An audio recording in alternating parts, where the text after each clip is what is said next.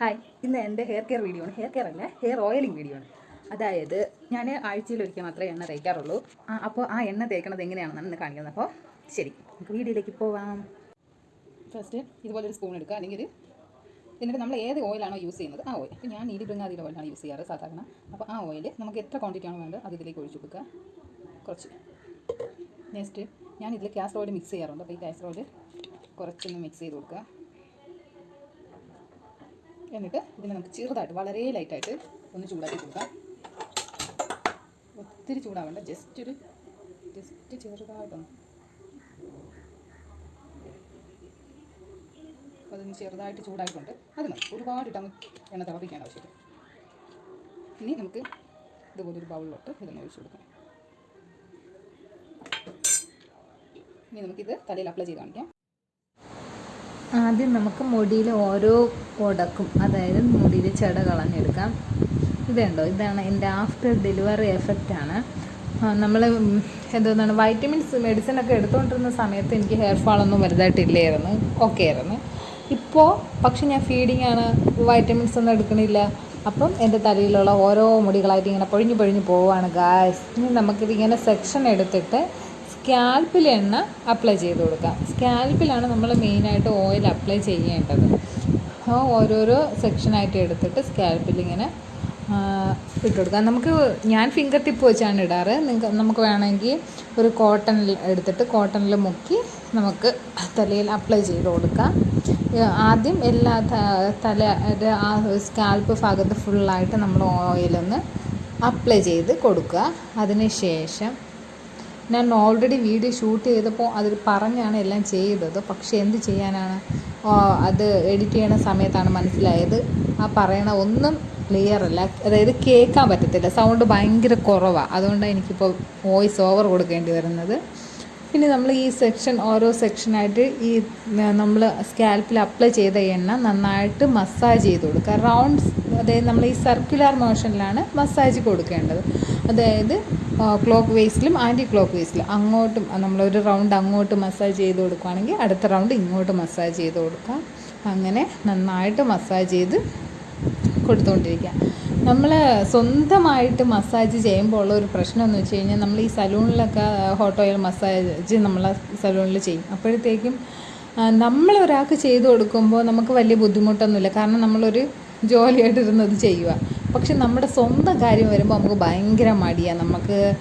അതായത് നമ്മൾ hot oil ചെയ്യുമ്പോഴത്തേക്ക് എന്താ ഉദ്ദേശിക്കണമെന്ന് വെച്ചാൽ ഒരു റിലാക്സേഷൻ, അതായത് തലയിലൊരു ബ്ലഡ് സർക്കുലേഷൻ കൂടുക, ഒപ്പം ഒരു റിലാക്സേഷനാണ് ഉദ്ദേശിക്കുന്നത്. പക്ഷേ നമ്മൾ സ്വന്തമായിട്ട് ചെയ്യുമ്പോൾ റിലാക്സേഷൻ അല്ല പറഞ്ഞത്, നമുക്ക് എന്താണ് ഒരു ജോലിയാവും, അതൊരു ജോലിയാവും. കാരണം നമ്മൾ കൈ കഴിക്കും, പിന്നെ റിലാക്സ് ആവാൻ പറ്റത്തില്ല. കാരണം നമ്മളെ കൈ വർക്കിംഗ് അല്ലേ, അപ്പോൾ നമുക്ക് റിലാക്സ് ചെയ്യാൻ പറ്റത്തില്ല.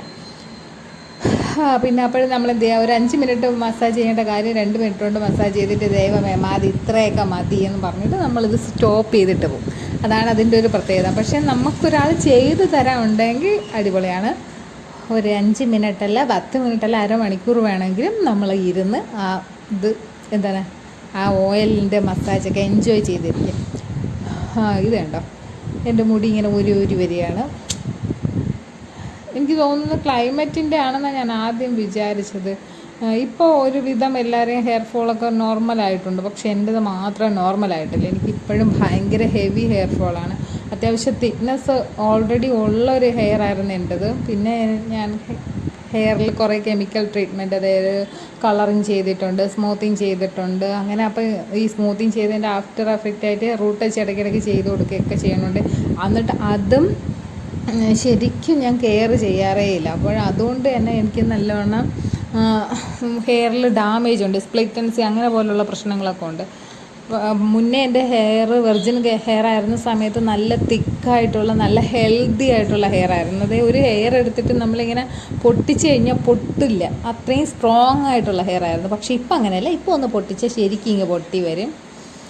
ഇത് കണ്ടോ, നമ്മൾ ഇങ്ങനെ ഞാൻ ചെയ്യുന്ന അതേ രീതിയിൽ മാക്സിമം മസാജ് കൊടുത്ത് തന്നെ ഓയിൽ അപ്ലൈ ചെയ്യുക. ജസ്റ്റ് നമ്മളിങ്ങനെ വാരി ഇട്ടിട്ട് പോവാതെ നന്നായിട്ട് മസാജ് ചെയ്ത് തന്നെ ഹെയർ ഓയിൽ നമ്മൾ തലയിൽ പിടിപ്പിക്കുക. അത് കഴിഞ്ഞിട്ട് നമുക്ക് തലയിൽ എണ്ണ വയ്ക്കുന്നത് കൊണ്ട് വേറെ പ്രശ്നമൊന്നും ഇല്ലാത്തൊരാളാണ് നിങ്ങളെങ്കിൽ നമുക്ക് എത്ര സമയമെന്ന് വെച്ച് കഴിഞ്ഞാൽ വെച്ചിട്ട് നമ്മൾ നോർമൽ കുളിക്കുന്ന സമയത്ത് നമുക്ക് ഒരു ഷാമ്പു കണ്ടീഷണർ യൂസ് ചെയ്ത് വാഷ് ചെയ്ത് കഴുകിക്കളയാം.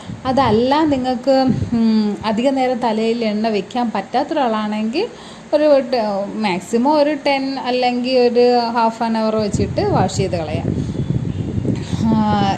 എന്നെ സംബന്ധിച്ചിടത്തോളം എനിക്ക് എണ്ണ തലയിൽ ഇട്ട് വെച്ചിരുന്നതെന്ന് വെച്ചിട്ട് വേറെ പ്രശ്നങ്ങളൊന്നും വരാറില്ല. അതുകൊണ്ട് ഞാനിപ്പോൾ വീട്ടിൽ നിൽക്കുന്ന ഒരു ഫ്രീ ആയിട്ടുള്ളൊരു ഡേ ആണെങ്കിൽ എനിക്ക് വേറെ വർക്കൊന്നുമില്ല ഫ്രീ ആണെങ്കിൽ ഞാനിപ്പോൾ ഒരു രാവിലെ ഒരു 10 11 മണിയൊക്കെ ആകുമ്പോഴത്തേക്ക് ഓയിൽ ഇട്ടിട്ട് ഒരു 4 മണിക്കോ 3 മണിക്കോ കുളിക്കുമ്പോഴായിരിക്കും ഇത് വാഷ് ചെയ്ത് കളയാറ്. അപ്പോൾ എനിക്ക് വേറെ പ്രശ്നമൊന്നുമില്ല. അപ്പോൾ നമ്മൾ ഹെയർ ഓയിൽ ചെയ്യണ സമയത്ത് സ്കാൽപ്പിൽ നന്നായിട്ട് ഇട്ട് കൊടുത്തിട്ട് ആ മുടിയുടെ എൻഡിലൊക്കെ, അതായത് സ്പ്ലിറ്റ് ആൻഡ് സി അല്ലെങ്കിൽ ഡ്രൈനെസ് ഒക്കെ വന്നിട്ട് പൊട്ടി പോകാൻ ചാൻസ് ഉള്ള ഭാഗങ്ങളിലൊക്കെ ജസ്റ്റ് ഒന്ന് ഇട്ട് കൊടുക്കുക. വാരി കുളിപ്പിക്കണമെന്ന് ഞാൻ പറയില്ല, എന്നാലും ഒന്ന് ഇട്ട് കൊടുക്കുക. എന്നിട്ട് നമുക്കിങ്ങനെ കെട്ടി വയ്ക്കാം.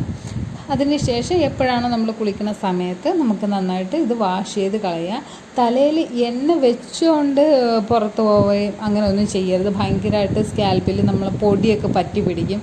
പിന്നെ അത് മതി ഡാൻഡ്രഫും മറ്റു കാര്യങ്ങളൊക്കെ വരാൻ വേണ്ടിയിട്ട്. അതുകൊണ്ട് ഓൾറെഡി നമ്മൾ എണ്ണ ഇട്ട് കഴിഞ്ഞാൽ അത് വാഷ് ചെയ്തതിന് ശേഷം മാക്സിമം പുറത്തൊക്കെ പോകാൻ ശ്രദ്ധിക്കുക.